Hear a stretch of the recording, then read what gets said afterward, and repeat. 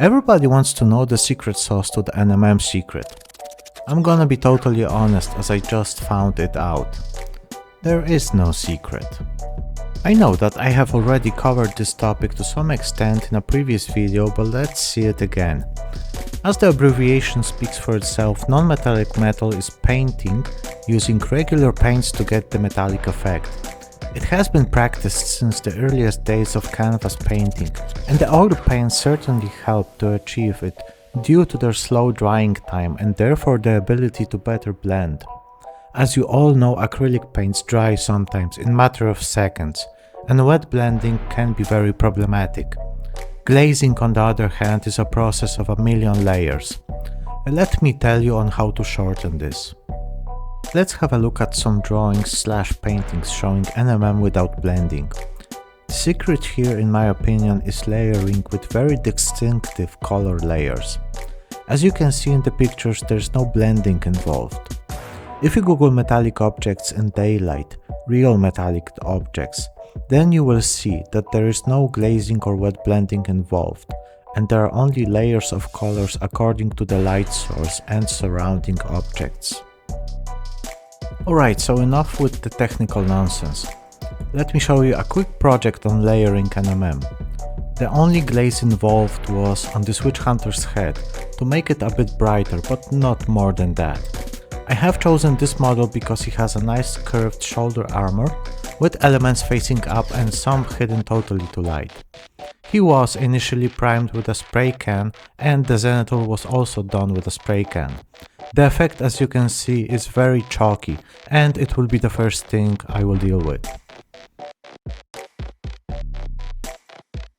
As mentioned previously, due to the chalky effect, I covered the whole model with a very watery black paint. Just remember to use the same paint that you would use later. What I mean by that is, for example, giving a thin layer of your preferred black paint on the primer. Some primers can be satin or even a bit glossy, and I mostly use Vallejo Black, which is more on the matte side. I wanted to get the armor plate out of the way really quick, as this, the axis blade and the head of the witch hunter would be the frontal focus points of the model.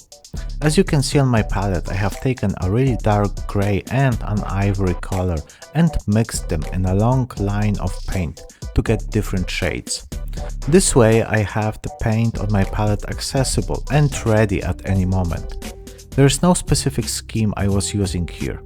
My only point of reference was to paint all of the elements exposed to light in the grey paint. Leave the shadows completely black. Then paint more or less 80 to 90% of the grey area with a lighter paint, and again 80 to 90% with a lighter paint, and so on until I would get to the ivory color. The more upward parts would get the lighter and lighter parts of the paint. The key here is having dark and very light places and edge highlighting everything.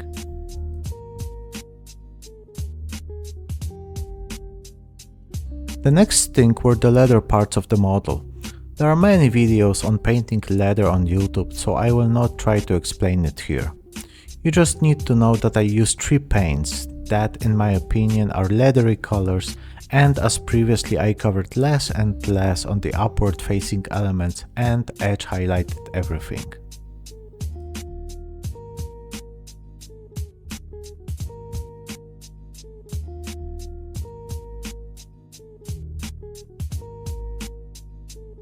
The skin is always a very important part of the model. Your eyes are drawn to it.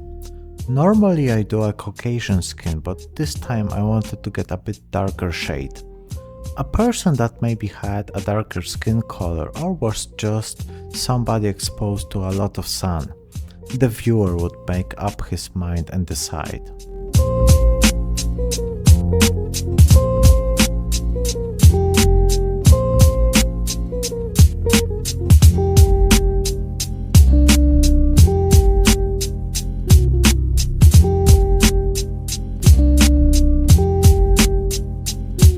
The steel was a tried and true mix for me. Incubi darkness and ivory mixed as previously in a long line of shades ready to use. This time I looked for an inspiration, as light on flat surfaces has the tendency to bounce in a very irregular manner. Just remember the previous working method. Paint 80 to 90% of the initial paint and then once again 80 to 90% area with a lighter paint and again with a lighter paint. So on and so on until you reach the ivory or white paint.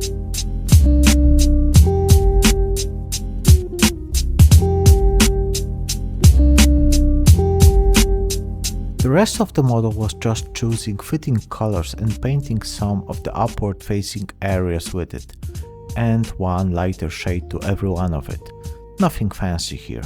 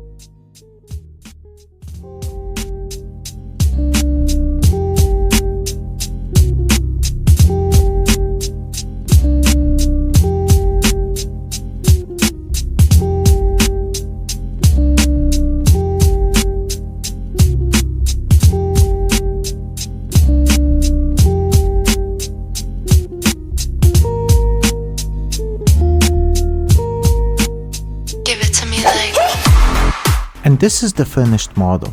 For a very quick paint job that took more or less 4 hours, I think he looks very decent. Could it get any better? Yes, of course. Does he need to get better? It is for you to decide. He is, in my opinion, a very nice tabletop plus model. If you would paint a full batch, it would take a bit longer, but not that much long. The lesson here is that you don't need to blend NMM. It looks good just as layered coats of paint. It makes all the sense in the world when you look at him. Please tell me your opinion in the comments, I would really appreciate it. And don't forget to share, like and subscribe, and see you in the next video.